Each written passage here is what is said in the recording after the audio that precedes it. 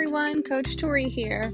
So I figure before I start talking about all things youth sports and mental health and any other kinds of media and articles that I find, it makes the most sense to actually talk to you about why I feel qualified to talk about it. Maybe not even qualified, but why I feel passionate about talking about it. So let's get into it.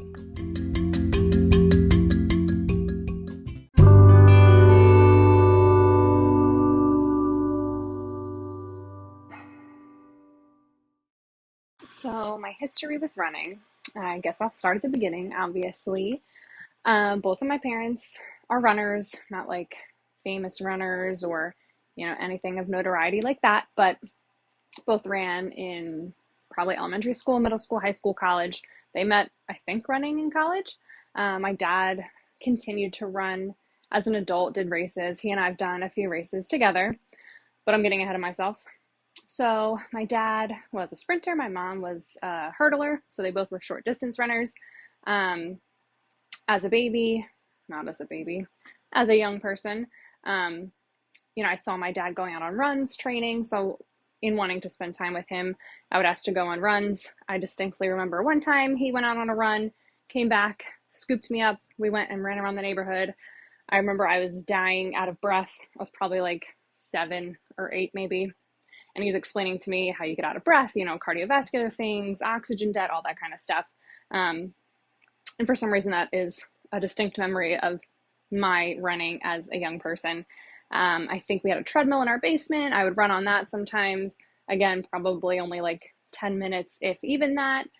I got really into our elementary school track meets, ran every possible race they had. It was like 50-yard dash, maybe a lap around the track, the mile, all that stuff, relays. And I remember in 5th grade, I was the winner of the mile at like 7:41 or something like that. And I thought that was the coolest thing ever because I beat everybody in our district at the track meet. And of course, I may have had a leg up because I actually did train a little bit for it. So that was really the start of my love for running and competing. Middle school, we didn't have like serious track teams. I think we only had spring outdoor track, which was like maybe twice a week for a month or two.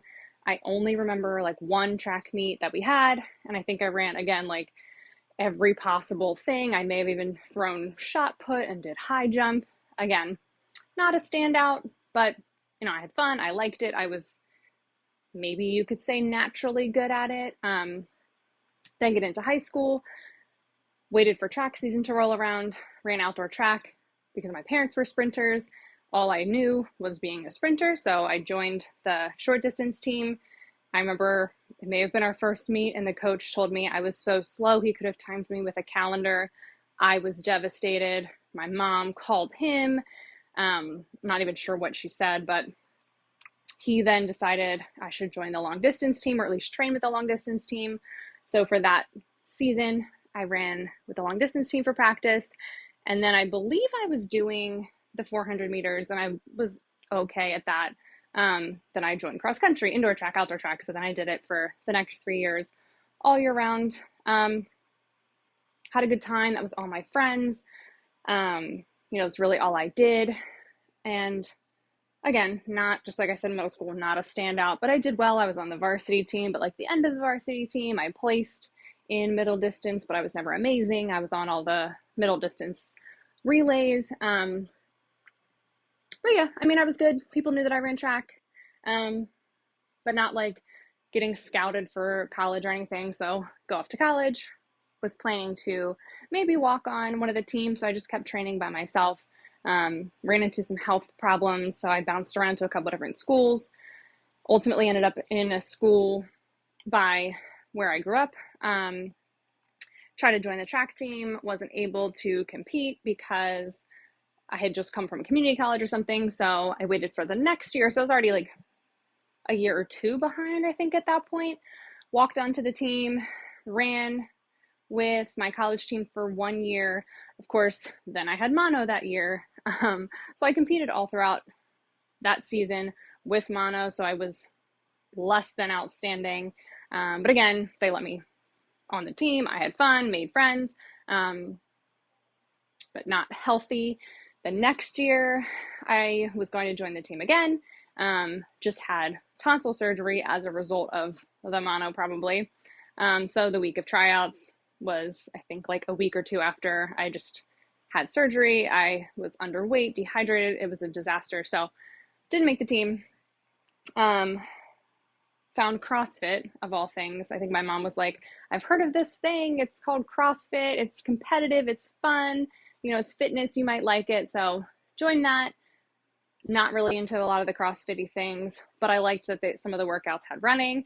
I also liked that I was one of the best runners in the gym because, again, a lot of those people weren't specializing in running. So like that was a fun element for me. Continued to compete in like local 5Ks, 10Ks, 10 milers, half marathons, things like that. So here I am now. I only get to run a couple times a week due to a lot of life circumstances, but still love running, still plan to compete when I can. So there's definitely more I can delve into, but that's just the brief little synopsis of my running history.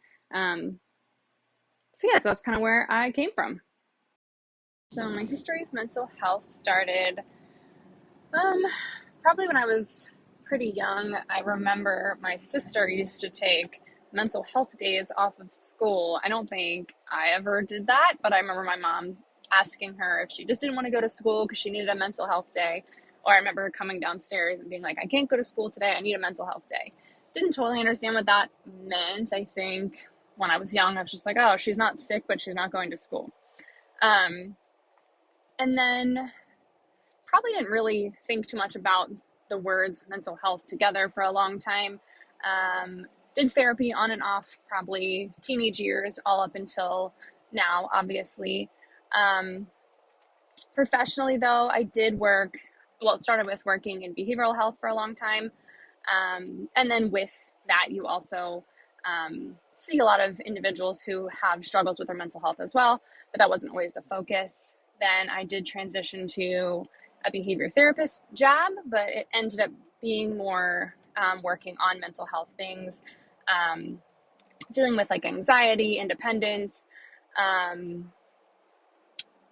That's mostly actually what it was, but working a lot on mindfulness and things like that as well.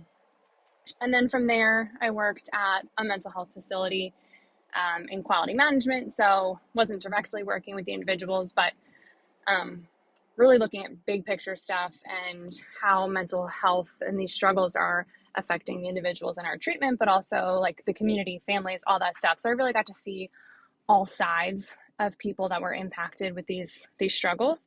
And obviously, there's hope for them, and it's not perfect, but that also got me thinking about all the people who aren't, don't fit that description, who don't have a diagnosis or don't have such a glaring struggle that, they are getting this kind of help. So like, regular, I hate saying regular, but, people living their regular lives or everyday lives, and, their mental health can be impacted by things too. And then I think with the global pandemic and, just the way the world is currently, mental health really has been on the forefront for everybody. So I think you can't really go anywhere or read anything or listen to anything without somebody talking about mental health, whether in a good way or a bad way. So really, we all can't really escape it, but it's always been something that I've cared about and thought was important. So I started seeing things about mental health and sports and things like that that feel more relevant to what I'm doing currently. And that's where I'm at with my passion for mental health and things of that nature. So I guess that's really kind of the history. And I'm sure as, I start talking about other things, different things from my past and stuff will come up and feel more relevant as well. But just to give you a brief little example of why I care about this as well. And next, I will talk about what I'm currently doing and how both of the running and the mental health really intersect.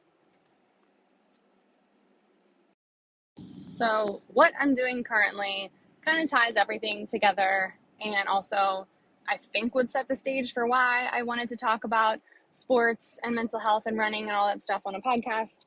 So now I have a youth running program in my community that I started. So instead of just teaching running, we're also teaching running and empowerment, tying in growth mindset and, self-confidence and character building, all kinds of different things with running. It's not just like we do empowerment and then we do running and have it be segmented, but really how they can cross paths and intersect in things, to make it actually make sense. So it's not just like, oh, I come to run club and we talk about self-esteem and then we go for a run. More like how we're talking about, getting out of our comfort zone, what that looks like for running, but then also what does that look like in life? What we can do about both of those things in both situations, how our moods can affect our posture, how our posture needs to be when we're running. So really kind of trying to intersect both of those things. So then obviously I like to think about how people's emotional state, mental health is affecting them physically and how their physical being or how sports are affecting them the other way around as well. So that's really where I'm at with what I'm doing. I have clubs for kids ages 3 to 13, hoping to just keep expanding to different populations, different places, more people, doing different kinds of workshops and camps and activities. So I'm really trying to do a lot more. So I'm sure at some point on here, I will talk more about, where I'm at with the club that I have. But just hopefully that makes it all kind of make a little more sense why I feel so passionate talking about the things I want to talk about and knowing that they have some kind of relation to each other. But yeah, so that's really it for now. Hopefully that was a decent intro. Hopefully you have some kind of idea of what this is going to be about. Hopefully you want to tune in more.